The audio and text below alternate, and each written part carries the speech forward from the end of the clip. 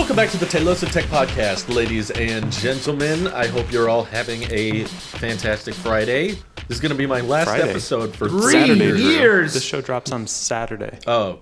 We hope you're having a good Saturday. Right. What do you mean last episode for 3 years? Taking a break. The hostile takeover is working. Well, for taking a trip. That's Yes. I am taking... Yes. There's a high likelihood I won't make it back. So... We finally did it, Nick. We now have one of the two MacBook Pro lovers of this show is leaving permanently. Hey, look at us. Look at us. We'll have an even 50-50 split Who next would week, have thought we would have been We'll here? Not me. I didn't think we'd get here. Not me. Not me. Look at us. Who would have thought? Not me. Wow. All right. So... you can tell by that intro, Nick is not excited about the MacBook still. No amount of reviews is going to change this dude's mind. He is steadfast. Nick, I have to ask, and you can answer however you feel appropriate. Are you just playing it up for the show, or do you really have a fundamental issue with this MacBook? I need to know. All right. Well, I will repeat myself good for you to wait till again, we're Randy. I don't like it when you have to repeat yourself. The M1 Pro and the M1 Max chips look great. I am perfectly content with the M1 chip, though, for my current workflow. Now, if I upgrade cameras that will record, 4K at 160 frames a second ProRes, then M1 Pro is going to be my next M1 Max is going to be my next computer. However, I hate the new design. It looks fat, chunky, ugly. It has a bunch of ugly ports. And it does not have the world's best input device, the touch bar. And so it is not a good computer objectively. And anyone who's telling you differently is lying to you, specifically a guy named Telosive Trek or something. Telosive Trek, I think he's a Star Trek fan. Terrible human being, honestly, on like a personal level. So because of that, I am waiting for, hopefully one of these chips is going to come in a device that is not the MacBook Pro. Fairly soon. I'm really holding out for something in springtime, maybe like Mac Pro or iMac Pro. Come springtime, I would love that. Any kind of device that has the chips, but not the ugly computer, because that computer's ugly. I want someone to have the iMac Pro is going to have the ugly ports too, but I want someone to have the iMac Pro, and I don't want to. So Nick could be the next big, he can review the iMac Pro for us when it comes out. And I will say I did watch that should be interesting. I think it was Max Tech did the M1 Pro to M1 Max direct comparison on 16-inch MacBook Pros. The M1 Pro chip M1 Max chip, golly, names, I hate these names. The M1 Max chip is not as good as I was thinking it would be, like for having double the amount of GPU power. It really, seeming by his test, only gets about 30% better graphics performance than the M1 Pro chip. That's a question mark in my mind whether or not I'd ever get the Max, and maybe the Pro would be enough. But I really hate the laptop design. It is an ugly laptop. And the more I see it around on Twitter and the internet, I throw up in my mouth every time. And if I end up upgrading my cameras for work before the new computers drop, I'm going to be so sad when I have to drop $3,000 on the world's ugliest computer. No. That is amazing. No. I know exactly what it feels like, Nick. I've been in your exact same situation. I'm sorry, Drew. I retract everything I ever said about the 24-inch MacBook Pro, because Apple sucks now and it's your fault. I'm talking to you, Tim. I'm just glad that if there was one, let's say it's a law of the universe, that one MacBook had to be beautiful and everything you wanted, and one Mac had to be ugly and disgusting. I would have picked the entry-level iMac to be the ugly, disgusting one, and the MacBook Pro to be beautiful and exceed my expectations. So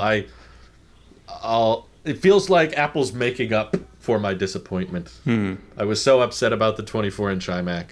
But now I have forgiven them because the MacBook Pro is everything I could have wanted. Favorite Apple product by far. Ooh, that's a high. Not even making the right there. decent product list of the year list award for Nick. Sorry. Wow. I want to see what made the decent maybe product I'm list. just AirPods 3 made the decent product of the year list for Nick. You never even listened. you to know the- how I'm Craig sexual. Well, maybe if there's a word, I'm byproduct Dole. Like, I love all the products. I love the iMac design. I love the MacBook design. It's all I love over here, baby. Everything's great. I disagree with both of you for different reasons, and I agree with both of you for different reasons. But I'm over here like, it's... Maybe I'm the blinded apple sheep now, because I find the 24-inch iMac beautiful. Yeah. I find the elegance of the new MacBook Pros completely industrial, and it's another callback, just like the iMacs are a callback. This is the old chassis in a new design that's more modern, and I just love all of it. I love the colors. You name it. Everything Apple did this year was hot, sexy. I think it's all downhill from here. Like, I've got the dream MacBook. I've got my dream phone. I love my watch. Oh, so yeah, it's gonna. I think we're in for a very boring 2022 unless we get some AR glasses miraculously. But I don't know. 2021 is the new 2018. It's hard to be. I don't know how we can top this. I think it will be hard to top.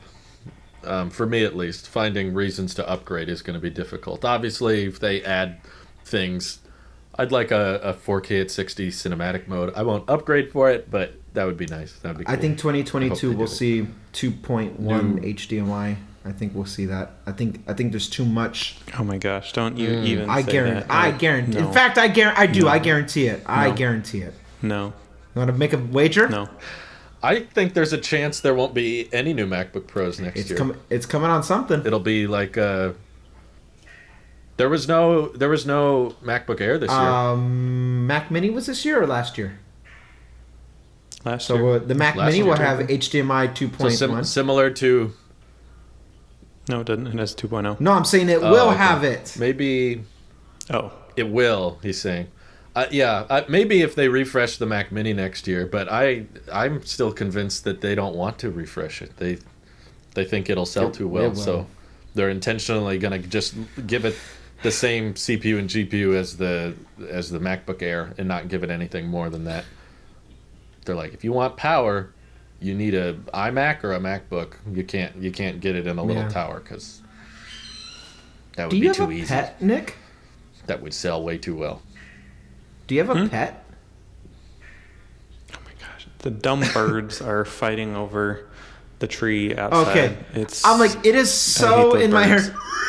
hair. Yeah. And I'm like, what is going on? I can just. I was wondering who it was. I was like, maybe Randy man. got a parrot. Maybe Nick got a parrot. I'm gonna go shush it away again. Bird is the word. Okay, well, when Nick is doing that, I want to... So, go ahead. AirPods 3 are gone. I'm back to AirPods Pro. I assume Same. you are as well. In fact, at some point during this show, maybe, I'm expecting my phone tips. I ordered some phone tips. I want to see if it fixes my one issue I have with AirPods Pro, because I'm really curious about that, because I've heard a lot of people have great experience with the foam tips. Only reason I haven't got them is because these are like 2 years old, and I'm paranoid that the second gen AirPods Pro, which will probably launch in the next 6 months or so, will have a different connection. I suspect, though, if you were to get them on Amazon for like $12-13 is what I see them as. That's a dollar amount I am willing to pay for how often I use these. This is probably my most used accessory that I have. It is a wow. It's also a genuine like business expense too, in that sense too. Yes. Yeah. Isn't a write-off. So I mean, I'm willing to eat the cost of like $20 or whatever for the foam tips to see if it's worth it, because I think we will get a new design suction for the Pros as well. You're paranoid. I tend to believe it because of this rumored redesign that we would have with the no stem here. I think they're gonna. I hope that's not real. I do too. I hope it's not, because I want as much battery as possible, especially because I have an issue with this 10S and 10R mentality that AirPods 3 has the best battery, but it's a objectively worst hardware product as opposed to the AirPods Pro. And the AirPods Pro give you so much more, and it has the worst. Like, the more you pay, you should have better battery. And they corrected that issue for the iPhone 11 Pro, and I want them to correct that issue again for AirPods, because AirPods Pro, $200 plus, assuming there's no discounts or whatever, that should have, like, you should get your money's worth out of it. And right now, I just don't. I feel biased only because of having my AirPods replaced recently.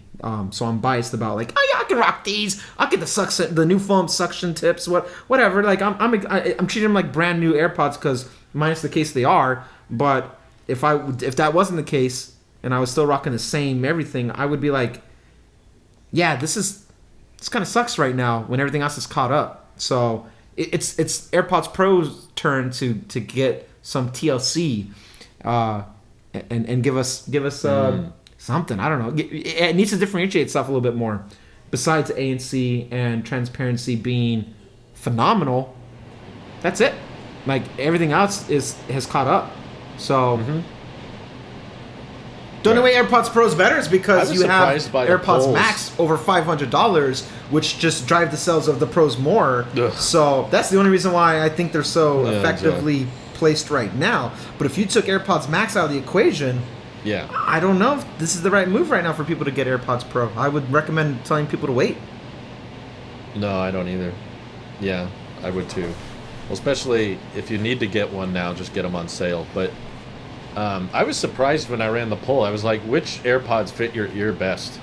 And AirPods 3 was dead last.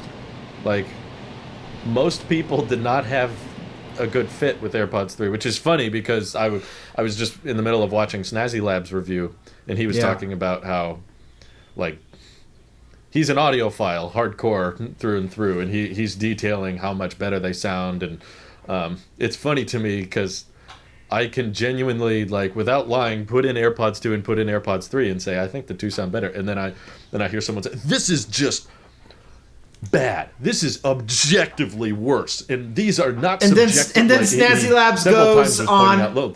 This is factually better. Yeah, he's praising it, and then he goes on to say, I can't recommend the AirPods 3 to anybody. Like, I'm having a hard time recommending this. Yeah.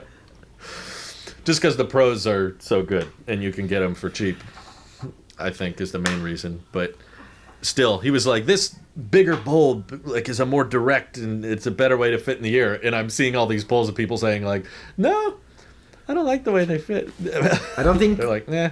There were more people saying the original AirPods design. I don't think Quinn can say it's objectively better if ears are different and people are having better. Like, I want to agree with him, but I don't have a good fit, and that does not make it objectively better now. It can't. That's not. I don't think you're using the word right. No, I don't think it was more so about the fit, more sound? so just the audio levels and the sound quality, which I'm still of the boat mostly because of myself preferring the AirPods 2 sound. I'm still like, no, I think some people might like McDonald's over a $100 steak at a restaurant. You know, there's people that would still rather. That's only because the McRib is back right now, so you know. I don't disagree with you right now. Today's sponsor. I haven't been to McDonald's in like. Well, now's a great time. You got the McRib.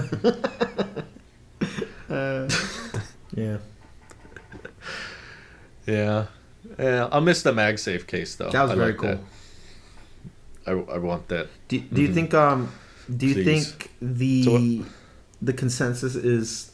Because I've been thinking about this now since we last talked about it.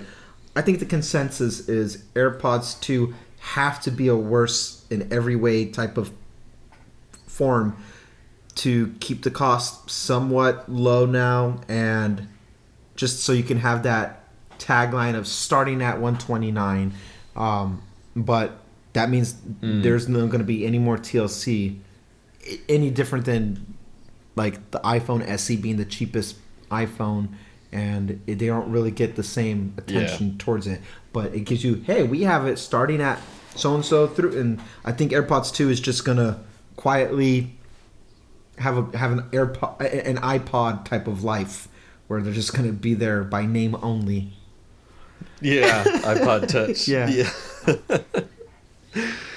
I just think for so many people the fit is so good that it's really worth Apple keeping it around. I know they probably won't, but I would love them to still give it some TLC, give it some love, give it some updates or better battery life, or just as long as you can keep that design the same. I could see a ton of people still opting for that, but it doesn't look good.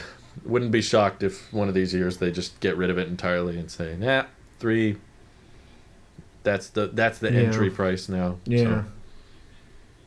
That made your decent list, Nick. What's favorite Apple product of the year for you? Well, Fitness Plus finally coming out was a big deal for me. Was that this year? I don't remember. I remember it was announced in like October, but it was a few months before it was out. Okay. It might have been like February or December or November or something. Anyway, I don't know. I haven't really loved much of the tech this year. I don't know. I feel like iPhone was like, yeah, okay. Apple Watch was garbage. Actually, okay, I will say the orange HomePod minis, I'm actually quite excited about them. I have 2 out for delivery right now. Did you order them? I did. So wow. actually, I've Dang. kind of stopped following most of the Apple stuff on Twitter because, space is a thing. And I didn't understand that they were out. And so I think it was November 3rd. I was just driving home, and I was like, I wonder if those, because they said November, right? I guess. Yeah. And I was like, I better make sure that all my shipping stuff is all ready because I had a problem with that last time I did it. And so that was in my mind. So when I got home, I got out the Apple Store app, and I had like, I don't know, $10,000 worth of MacBook Pros that I was speccing out in my cart. So I cleared all those out to be ready, right? I was like, I'm going to be ready for this pre-order whenever this happens in November. And so I went onto the homepage, and it's like, oh, HomePod Minis now available in 5 colors. And I was like, oh, yeah. But 3 of them are still not available until November. So I was like, I wonder if it's fessed up to a date. So I clicked on it, and I clicked the orange one, and it was like, put in cart. I was like, ooh. So I missed it. Bummer. Wonder how many months these are delayed. And so for some reason, nobody likes the orange one because the blue one and the yellow one were out to December, but the orange one was available for shipping today. And so I was like, bully for me. I got 2 of them, and they will be replacing the 2 black HomePod minis over there because my accent color is vibrant orange. So what are you going to do with your old HomePod? One of them is probably going to go on my nightstand, and I haven't decided about the other one. It's going somewhere though, so we'll really rock out. You could play catch with it with a dog or something. That's a very good use of $99. Well, $91 because I got those open box at Best Buy. Oh, that's true.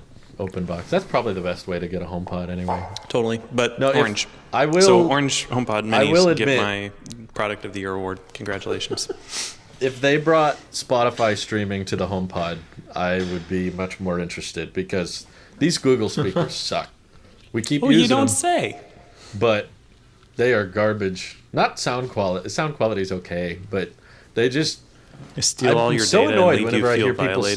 say they can steal all my data. I don't care about that. I just want them to do what I want. Steal the information you need to actually do what I ask you to. I'm so annoyed all day hearing people say Siri sucks and Google Assistant is miles ahead because Google keeps making these dumb responses or randomly goes off for no reason. There's like my wife is working in her office and the door's closed. I'm working in my office and the door closed, and the speaker will just start talking to itself. And then when we go out there, Sounds like me. say, hey, it'll just be like, well, I can't find out a way to do that. Or we'll be randomly having a conversation in the kitchen, and it'll just be like, I can't connect to the Wi-Fi right now, and nothing else has gone wrong. Like the HomePod doesn't do that. My phones aren't dropping Wi-Fi signal. I know that's not a Starlink thing. It's just the Home Max just randomly is like, I don't know what I can't answer any question. It's like, oh, just wait like 5 seconds and then reconnect. Or we'll call out to it, hey this, and it won't hear us until like the 4th time. And then when it does, it'll play like a completely different song from what my wife requested. She has a skill for this. I got to admit, she will know exactly what songs Google doesn't know how to play. It's honestly kind of amazing. She'll just be like, play this song, and we pull it up on YouTube, and it's right there. It's like the first result. But if you ask the speaker to do it, they won't do it. It's like... Also, when she sneezes or coughs, the Nest Mini lights come on. It's really weird. Louise, Just be like, you have COVID-19. The lights come on. I don't know why it does that, but it doesn't like stay on very long. But the lights I will don't just like be that. when it detects a sound. That's funny. You say the It's very bizarre, Google speaker but I don't want to. has a hard time hearing you, and I'm over here like I'm trying to talk to my iPad, and I'll say, Siri, turn off my studio lights or whatever, and I hear in the far distance, I'm sorry, but I'm not connected to the home at this time. You have to be like, I'm not talking to you. I'm talking to this. Right. That keeps happening with the speaker. We'll talk to the speaker in the kitchen, and the one in the bathroom, maybe it's because our house is too small. That's the problem. But the one in the bathroom will hear us and start playing music in the bathroom, even though we're like 2 feet from the kitchen speaker. So I don't recall having this many issues with the HomePod. You didn't. But I think it's just kind of established to me that I don't care about digital assistants, and I don't think most people do. Mm-hmm. I think I might be overstepping my bounds here, but I don't think average consumers genuinely care about how good the Google Assistant or how good Cortana or Alexa or Siri is, because year after year, the best-selling phones have the worst digital assistants. So Apple has spent so little screen time and stage time talking about how good Siri is, but they've had a great year financially. People buy a crap ton of their stuff. I hear the HomePod Mini is selling well. Granted, yes, I'll admit, Siri is not the best digital assistant, but by no means is Google Assistant good. Like, this is coming from someone who uses it every day. Like, they all kind of suck. All of them should know basic things or be better by now. We've been doing this digital assistant thing for years, and it's not helpful. I don't care about it, and I couldn't care less about what assistant is in each speaker. It's like they all cover the basics, but then you always need to pull out a phone to do everything else. So I try to get those Siri shortcuts locked in. I'm kind of over it. So that way it can be tailored to my needs. And in that sense, I think I like Siri more because I can make it more customizable to how I want to interact with the AI, I guess. But the thing is, we talked about this actually before. Because Nick uses Siri differently than I do, and yell at it. Well, outside of that, you do. I've noticed you've done most of your things on your watch. You'll talk on your watch as your primary. Not anymore. Well, back then you did, and I'm over here like, give me a tactile button to turn off these lights, but I can't. Every light that's on right now in this office is controlled by Siri, and I don't like it. I like to have a hard switch, and Yep, that's a smart bulb. I don't use it. I just flip it off. Yeah. So how do you do it, Nick? If you don't talk to Siri up. on your watch anymore, do you talk to Siri at all? Yeah, so I also ran into the too many cooks in the kitchen problem once I got the HomePod. So I decided I'd turn off the Hello Siri function on all my devices and just use the HomePod for the Hello Siri function. That seems to work fairly well. The only time that I really miss it is when I'm driving. I was normally pretty used to just being able to say, hello Siri, do this or that, and it's off on my phone. And there's no way to geotag that setting. And so I, just have to press and hold the button on my phone. Not a big deal. Technically not hands-free anymore, but whatever. That's how we all used to do it. So yeah, that's how I currently do it. I guess it works. I don't really use Siri for very much anymore. I mean, even for like setting alarms and stuff. Like, I used to, have Siri when I had a out of regular schedule morning that I needed to wake up early or whatever. I'd normally just say, "Hey Siri, wake me up." Whenever that is. Sorry, hello Siri, wake me up whenever that is. But once I got the HomePods, I'd be, in my bedroom, and somehow the HomePod would hear me, and the home would be like, okay, I've set your alarm for blah, blah, blah, blah, blah. And it's like, all right, great. I did that one night. I was like, all right, I guess the HomePod wakes me up this morning. At the exact time it needs to wake me up, it goes, it's just like the world's largest alarm, and I'm just like groggy, crawling out of bed, walking into the living room. What is going on here? Turn it off. Just like, Siri's not intelligent enough to notice what device I would like it to be happening on. Whether or not I'm talking to the device that I want it to do something on is irrelevant. And sometimes it does it. When I'm like, hello Siri on my phone, play whatever playlist in the whole house. That is pretty smart. It's able to say, oh, I'm going to play it on all the HomePods in the house. Great. That works. But for some reason, setting an alarm, if I tell the HomePod to set an alarm, it's going to be the HomePod that sets the alarm, not like some universal clipboard version of an alarm where it just goes off on the one device that I am using or last used, or my phone. Like, if I can just say I only use my phone to wake up, I don't use a HomePod because there's no nice little gentle wake up on the HomePod. It's just alarm noise. Yeah. Anyway. What was the question? Yeah. I don't know if I asked one, but I would argue the phone with the best digital assistant is probably the Pixel. And look how that's selling. It's not outselling Samsung with Bixby. I think they ditched Bixby now. Did they? I hope. Can't remember. They had S Voice for a while, and then they had Bixby, and now they're just given up and gone with Google because, no one could beat it. But the phones with the best, smartest, digital assistants don't sell that great. So it's like, I don't think that's what people are looking for in phones as much as the tech community likes talking about it because it's interesting. And I also think there's there's a very loud ear. My okay, it's gone. All right, that's not going to work. I don't know what that was. Technical Should I difficulties. stop? No, just keep going. I'll mute myself. Oh, okay. Technical difficulties. All right. I think there's a mental exercise that people just they don't want to explain things to technology. They just want the tech to do it, and I think much more people would rather interact with a screen and specify take this app here or execute this feature here. That's just easier than articulating. I think articulating is not intuitive for most people because one issue I've noticed Luis has a lot, that Google, with all of its intelligence and mastermind smartness, it's not able to tell very well when someone says something and then makes a mistake and corrects themselves. Something like play that it tries to take everything into account, and it's like, oh, okay, they said this, so I have to account for that. It's not very good at picking up, okay, this person is correcting themselves. They need to ignore what they said before and take the latest thing they said into account. And when people know that they're talking to a non-human, basically, like a robot, they feel like this pressure to get it right.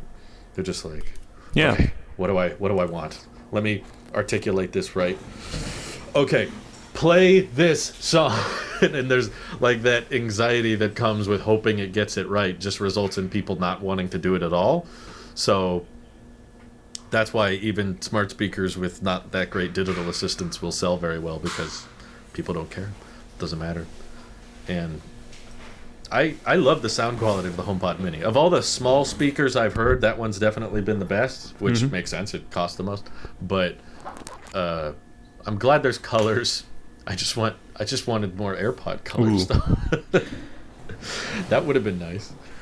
Guess I can't go in that direction. HomePod doesn't fall in that Nick, iconic argument. That hold the AirPods mic fall into. away from your nose because there's air.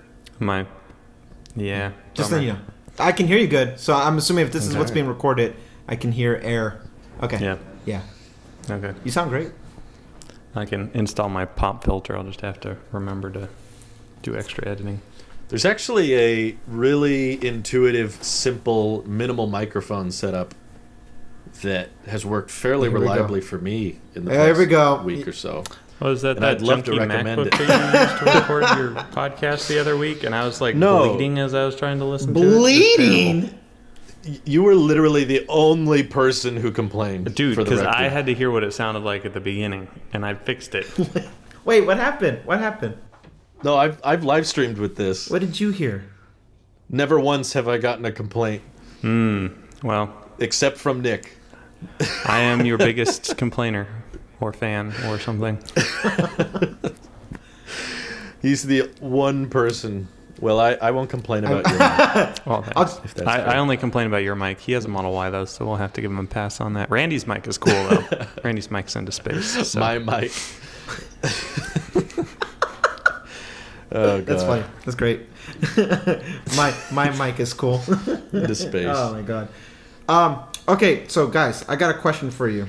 It's an Apple Care Plus question, but Ooh, yes. No. I have recently dropped my 13 Pro. Wait. Oh, wait. no. Hold on, hold Randy, on. I thought you were the one who didn't abuse his product. It's Wow. not. I dropped It's- mine too, but it's fine. It's lightly scuffed at worst, but I can feel this, like, it's almost like cutting into my finger now with the stainless steel. I'm still within. So what you do is you get a Dremel, and then Okay. you round it off, make it nice and smooth. Right now, I'm still within the warranty of being able to get Apple Care Plus, but I think I can just swap it out. What should I do? I want to fix this. First of all, don't bring it Okay. up publicly. Yeah. Never mind. Let's That talk was later. mistake number Let's one. talk later. No, secondly, it doesn't Okay. matter. They don't care. Secondly, how don't much know. is Apple Care Plus? It's $150, I think, now. They upped it a little bit. So I assume that means he could spend the $150 and then he would get a brand new No, phone. and then you have to spend $99 on a replacement. Oh, Because so it's $250 yes, it's for a $250 brand for new iPhone. replacement, basically, Randy. Okay. And then an extra $100 for the second replacement. And then after the third one, it gets pretty expensive. It's not quite the regular rate, but I think after the second, on the third one, after the second one, it's more expensive. I want to That's fix a tough this, call. but I thought I could be also in a window where I can sell it and just get a 13 Pro Max. Oh. Correct the mistake of your ways. I Yes. see.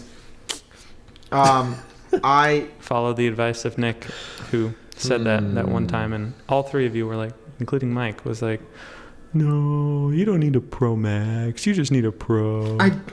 I mean, I love the phone, but the thing is, I treat this phone like a camera first. I've noticed my habits changing, and I want a better screen display for filming, and and also just taking photos, not just all film.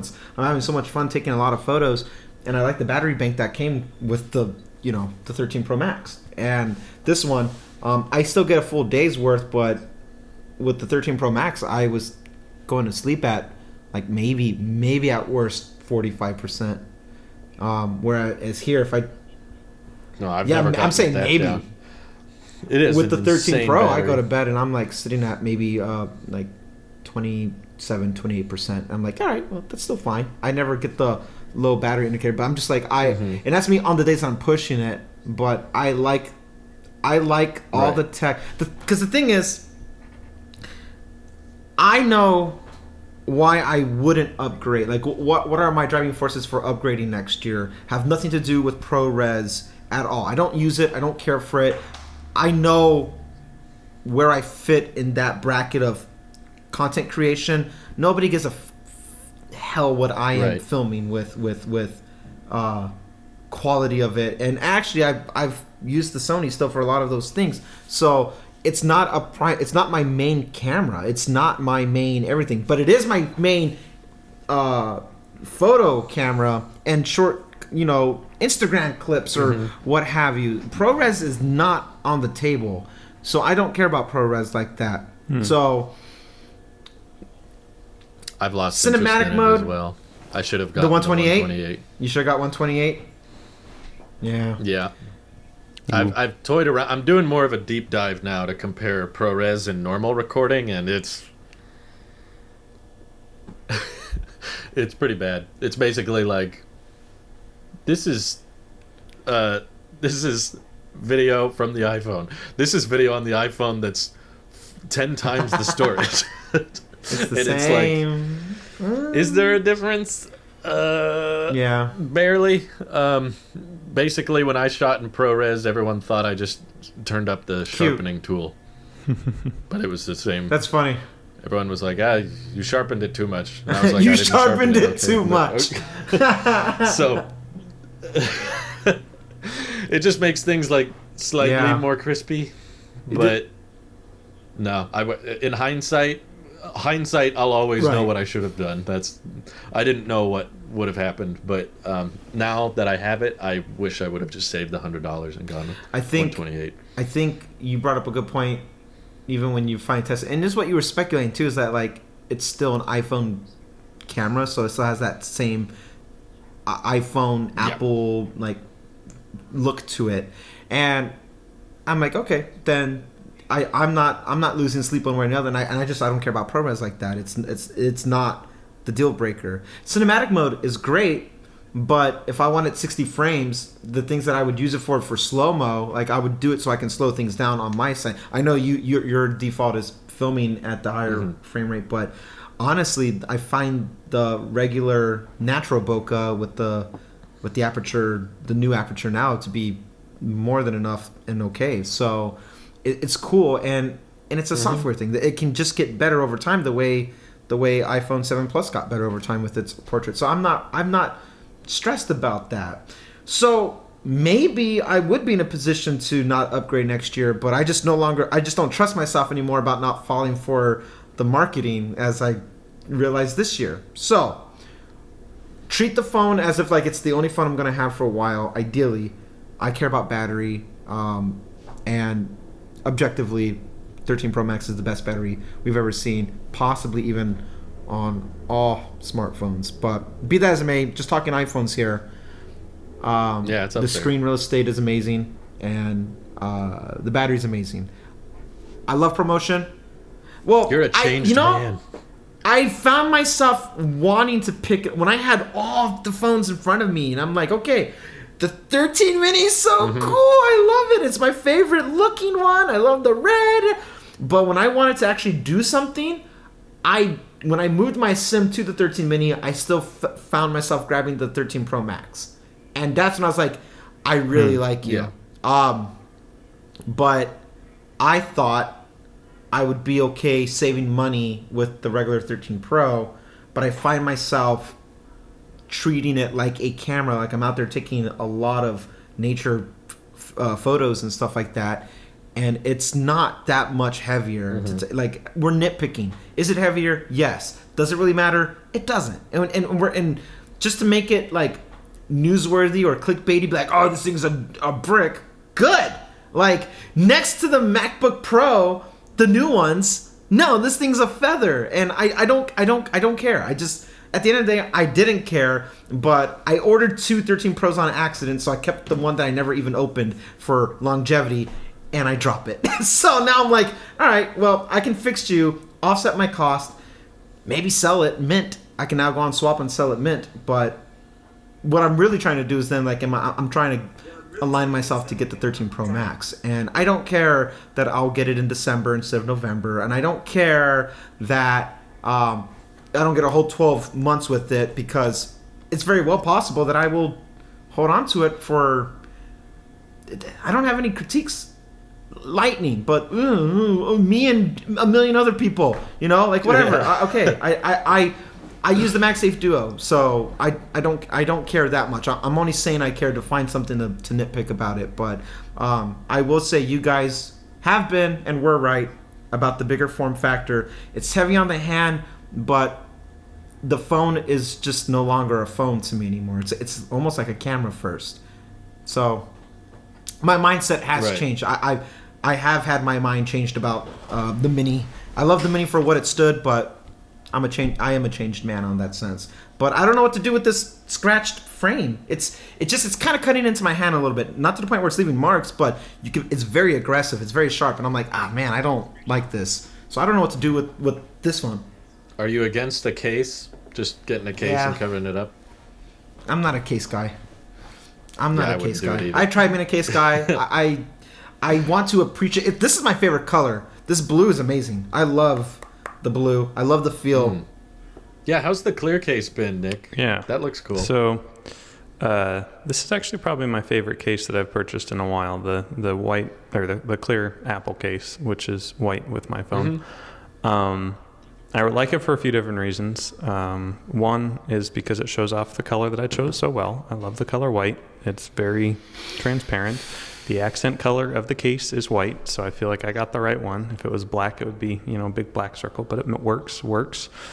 Yep. The other thing is it really reminds me of a certain G4 Cube in a 2000s Apple design aesthetic, where it's like stainless steel with like a plasticky, translucent, like over it. And I use the case because I'm out in a dusty, dirty, grimy environment where I need a case, unfortunately. I'd rather not. I'd rather be touching the beautiful stainless steel, but I need the case. And so I feel like it's pretty good case, worth the $40 in my opinion. It's definitely scratched up pretty much, and once the case gets scratched, it doesn't look as good, but it's fine, and then I can still use my little wallet thing, and it sticks pretty well. So I give you the kudos back to you on that too, Nick. That feeling stainless steel. I don't want to have aluminum anymore. It's so right. I hold this. I still do. Almost I'm like not budging. Nick was right. It just feels I still want premium. aluminum.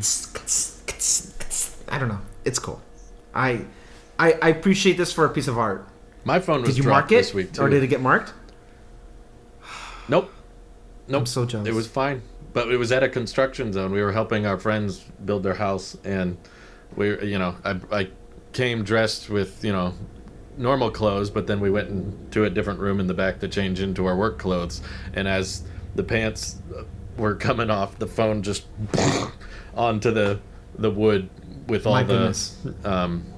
like powder, because we're doing mudding on the drywall right now, and it all just loudest thing I heard that day. And I was just like, oh, okay, let's see it. And I just picked it up and wiped it off, and looks great. Looks fine. Good old Can't find ceramic shield. Any scratches or dings. Thank you, ceramic shield. So not a scuff on the screen. It wasn't technically my fault. Ceramic shield is something impressive, because when it fell, the part that's the sharpest is the part that it made the contact first, and then it went down on gravel. I picked it up, not a single mark. Yeah, it was on gravel. Yeah. Oh my god. Ugh, that gives me anxiety. Just imagine. I should have known better. I feel like I should have a case goodness. just for certain occasions when I'm in a predicament like that. But I love the bare aesthetic. I want to feel it. I like the frosted glass. This is my favorite phone. Yeah, me too. Probably ever. I love the color. Yeah, I don't know. Better than But the midnight thing green? is, obviously with the watch, I want the continuity with it. If I could choose the color, obviously I would go with midnight green. But it's not about that. It's about what the phone offers. It's about what the phone does. It's about what the phone represents. And the 13 Pro Max is just the best phone, period. But the best laptop ever, or best computer, whatever you said about your MacBook. Same thing about the 13 Pro Max. And I mean specifically the 13 Pro Max. That's the one I think about at night. I lay with you, but I think about her.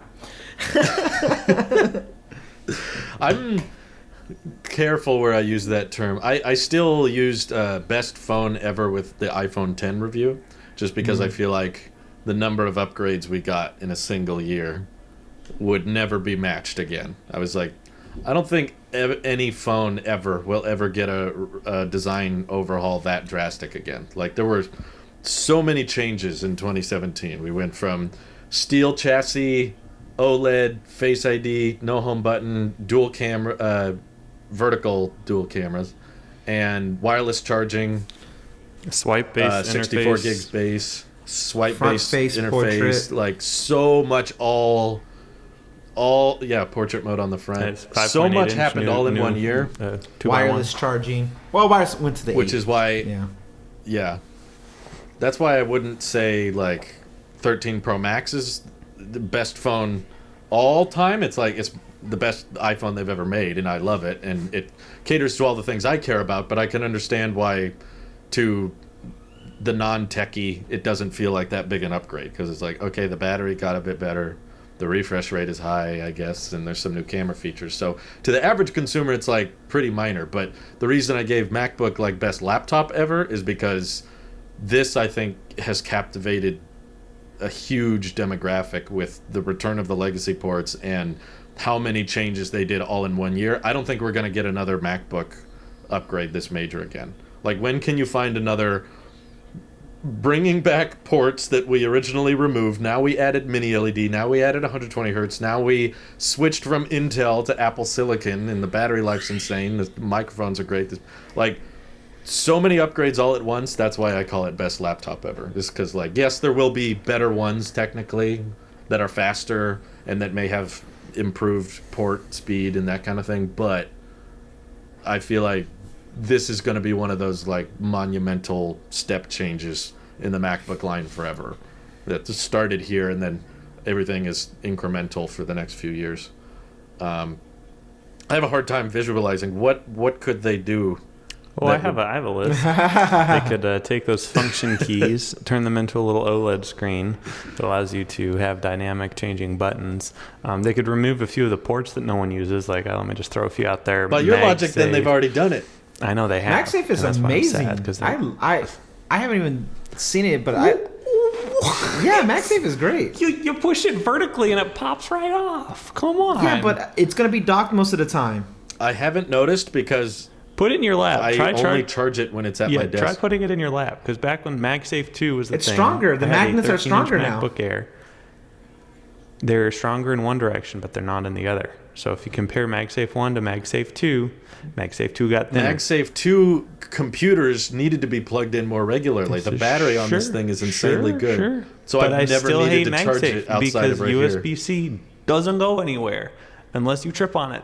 Then And it still pops has out. that, Nick. I mean, MagSafe has opened up an USB-C is additional still port there. for you. I know you only want one port, but Why? because everybody else would like to. I still need to have access to SD slot. I still need to have access to my cam link. I still need to have access to being docked. I still need to have access to my HDMI to go to my monitor. I still need my external SSD accessible. And this, I like any included cable that's true. braided.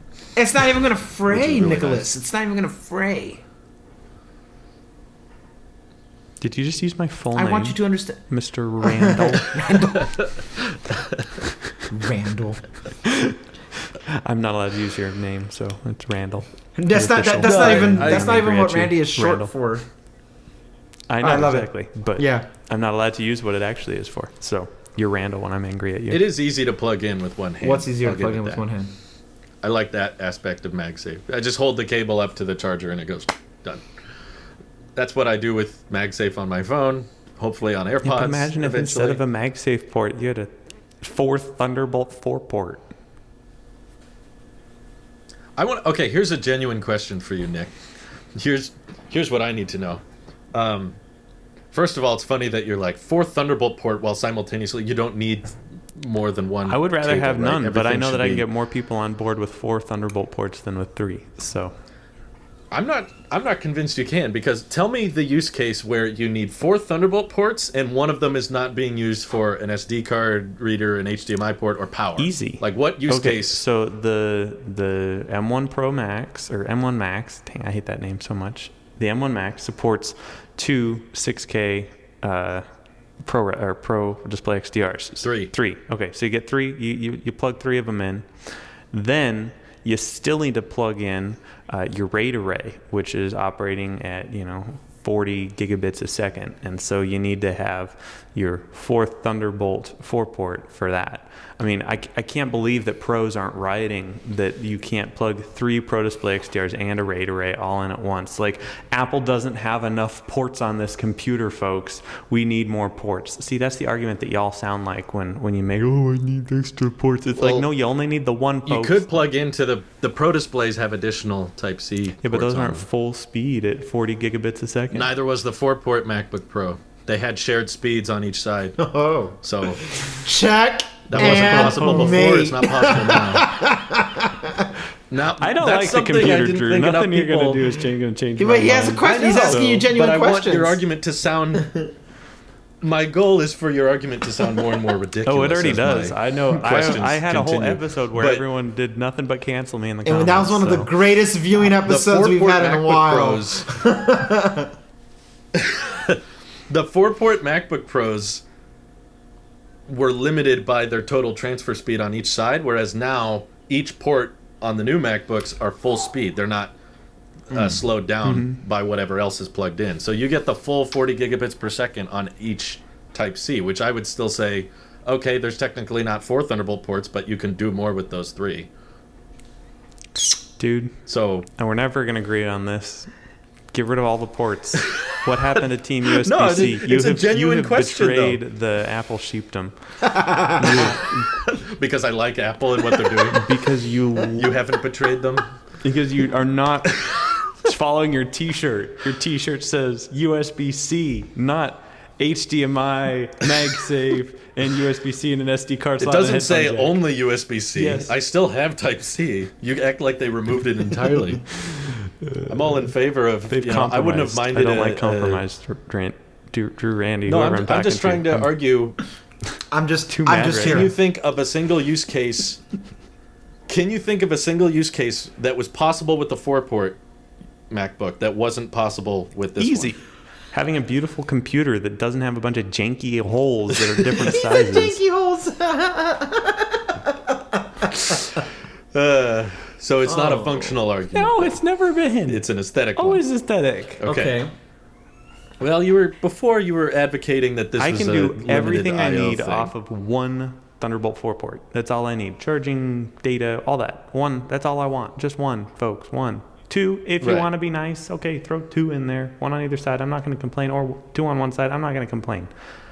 But when you add 4, it's like, okay, well, that's for the pros, I guess. I guess I can compromise with a little bit of ugly holes, but at least they all look the same and they all do the same thing, so you don't have to think about which one's which and which side of the computer does the HDMI cable need to go on, because it's all just the same.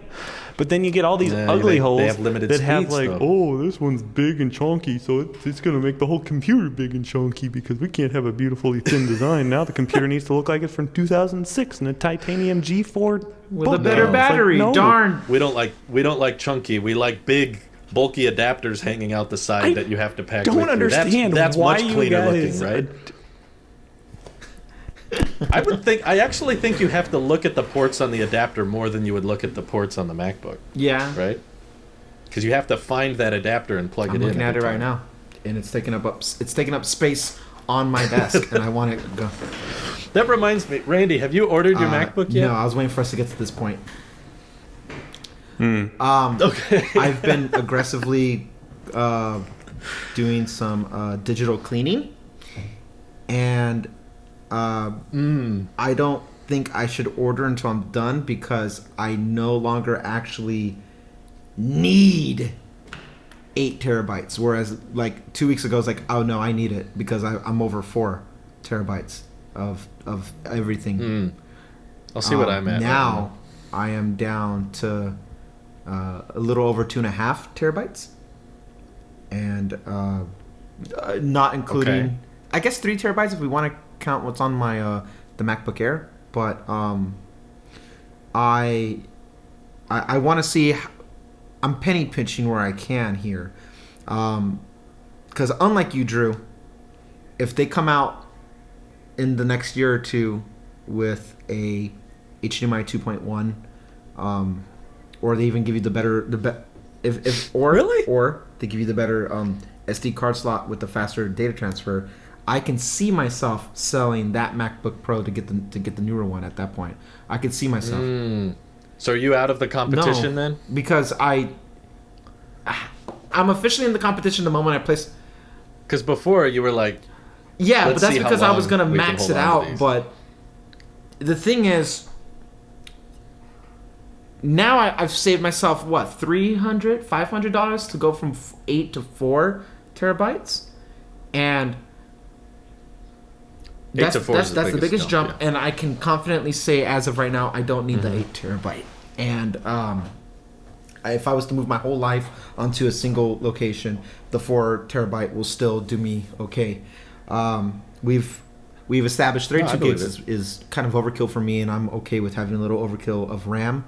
I've thought about what you said about getting the baseline M1 Pro.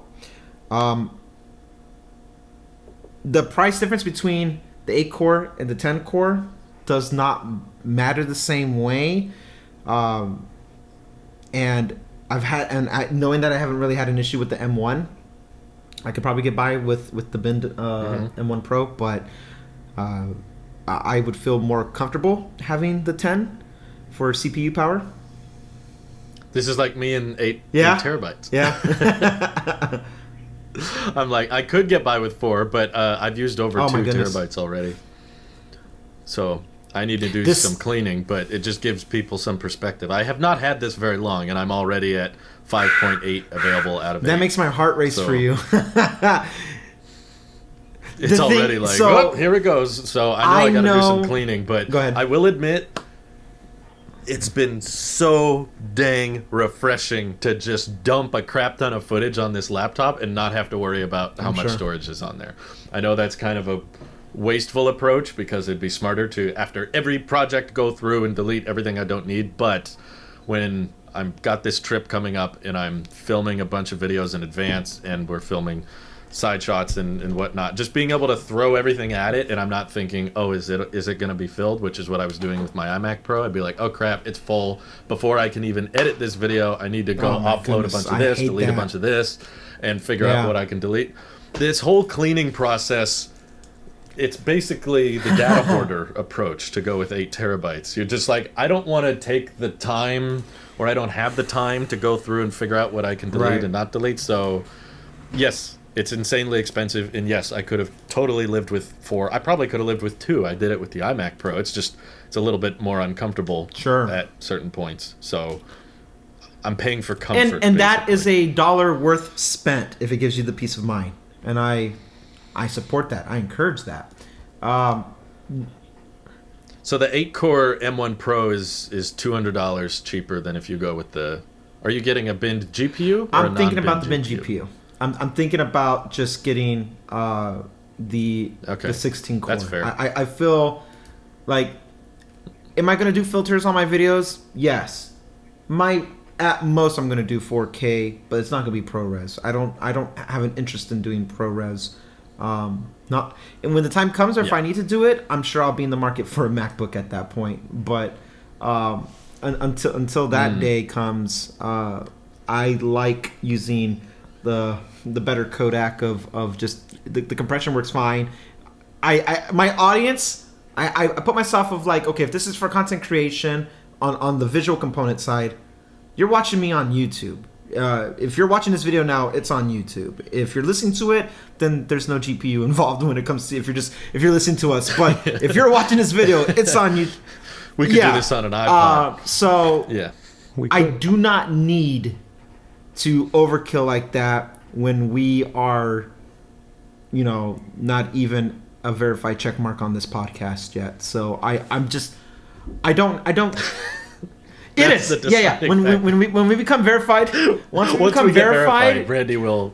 When your boy becomes verified on something, at that point, we're gonna spend money like we're one of the Paul brothers or something. Wow. I know. So, okay, all that to say though, the GPU part, 1080 is probably where I'm going to be working off of, because I like smoother frame rate over higher resolution, knowing that if you're watching this on YouTube, most of you, I look at the data, most of you are watching this on phones, mobile phones, or mobile devices. The resolution to me is not that big of a deal like that for my use case and stuff like that. So GPU I'm okay with doing that because I have to compare how is the year performing with the M1. This is already better than the M1 chip with the GPU, and I've had no issue. But I've had livable working environment with my M1 chip now.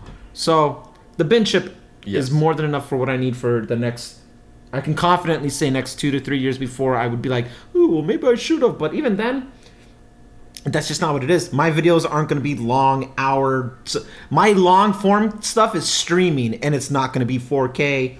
It's not going to be edited. I'm streaming. So no 4K streaming. So pointless. Again, you probably have the internet to support that, though, Randy. I mean, out of anyone here, that's true. You could. Yeah. You just need a new 4K cam link. That's all. I do have a 4K cam link. Or I guess you have could a technically 4K do it. cam I do. link. I just choose not to do it because I don't want to. It's just Twitch doesn't even support it for a reason, because there's a certain level of compression you always get whenever you do a live broadcast, and YouTube supports it.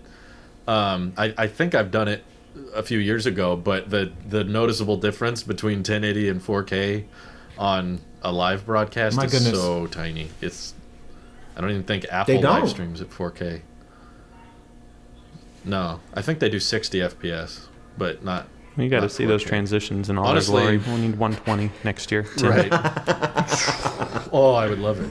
Promotion. The promotion's now promotion in it. Yeah. So I'm looking before taxes just a little over $3,500, and I'm asking myself, can I reduce that more? I think I'm gonna keep it at 4 terabytes regardless, just so I can have room to grow into it. Even though I think I can get it down to 2 terabytes, it's more than I've ever had. I've been using half a terabyte since the iMac since 2015, so I know I can live off of that. Yeah. For 6 years, and I hate it every day of it. That what you said, you upload something, I'm out of space. Now I gotta do this weird puzzle piece of kicking the rock down the road. Move this here so I can move this here to move that there. I don't ever want to think about that. 4 terabytes, I think, is going to solve my problem for the life of this incoming MacBook Pro. If I order it now, I will get it before Christmas. I'll get it December 16th. I think it's just that I would not upgrade. Sure. If I were you, you can do what you want. It's your life. But I would not upgrade for HDMI 2.1 just because whatever you want 2.1 for, Thunderbolt 4 can already do. So unless Did you hear you're that, planning Nick? on plugging in 4 monitors, if you're needing 4 monitors, all of them to be over 4K and all of them to be over 120 hertz, correct me, but I don't believe that's not my use case. No, I don't think that's what you're planning on doing. And also, I have determined that the 14-inch would be my desired size because I plan on I want to see one. It's so cute. I haven't seen love one. it. It's bigger than.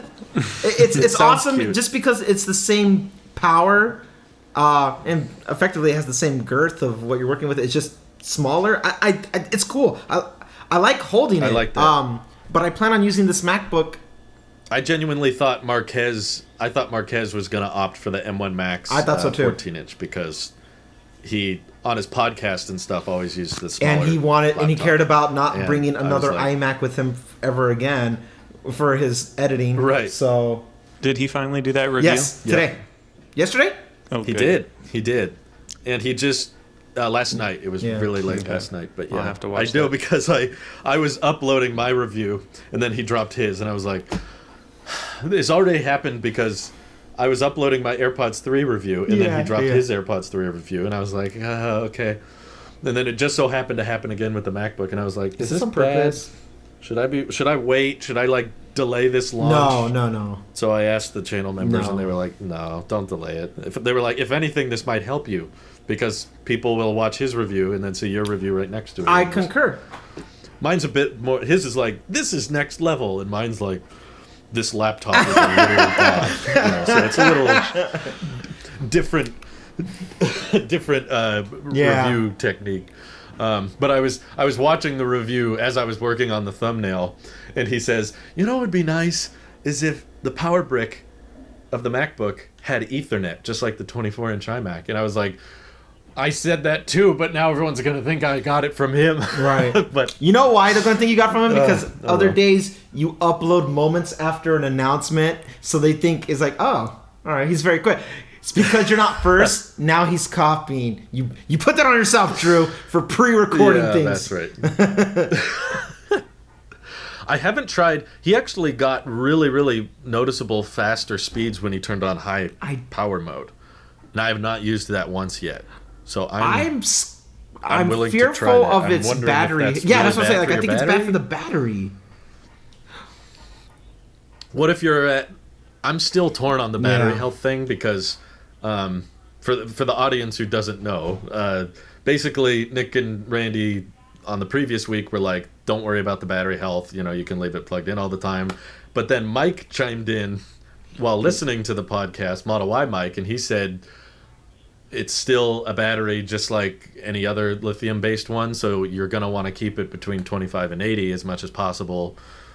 So that had me torn because what I notice is that when I leave it plugged in all the time, even though the source of power says wall plug or whatever, the battery is still at 100% that entire time. Like, is it fluctuating down to 80 even though it says it's 100, or does it just keep it at 100% all day as long as it, even though the power is being pulled from something else? Like, that's a good. I don't know. I'm willing to. I think someone said there's a Mac app where you can customize that. I wish the MacBook needs Tesla OS. It needs a setting where you can control like daily charge, like take the battery all the way to 80% and then just stop and then pull power from the charger. Unless I go into settings and claim otherwise, like, hey, I'm going on a trip. Let's charge all the way up to 100. I would love that if it preserved battery health, but I'm probably that was a very meta joke you did about the Mac needing another OS. I love it. Oh, that's all. There's a feature Teslas have that I wish the Mac had, which I never thought I'd say. Honestly, I think wheels. I tell you not to worry about it because. No, I still stand by it. I trust that the developers and the engineers and everybody who has a hand in this have optimized preservation of battery. They just, I think. I mostly trust it's fine. I'm not like super paranoid. You're paranoid about it, right now because you're still in the honeymoon phase where you're babying it. Well, I've spent a lot of money on this, so if there's any tiny detail I can make that will give it one more month of life, like I don't mind whatever, because right now it's so easy. Like I could easily leave this plugged in for a week, or it'd be super duper easy thanks to MagSafe to just unplug it whenever it's at 80, buy a chop, plug it back in when it's at 20, which is what I just did. Drop it and then yeah. You can just, it's so easy for me to just leave it between 80 and 20, and it's also so easy for me to leave it at 100 that I'm just like, just tell me which is better, and no one can give me a straight answer. Ask Apple. Well, there's contradictory answers. I guess there's straight answers, but Apple will just say leave it plugged in all the time, but I don't trust them because they would rather my battery go bad. Careful, you're starting to sound like Rossman. So it's in their best interest. Careful. Rossman's not You're wrong right. On everything.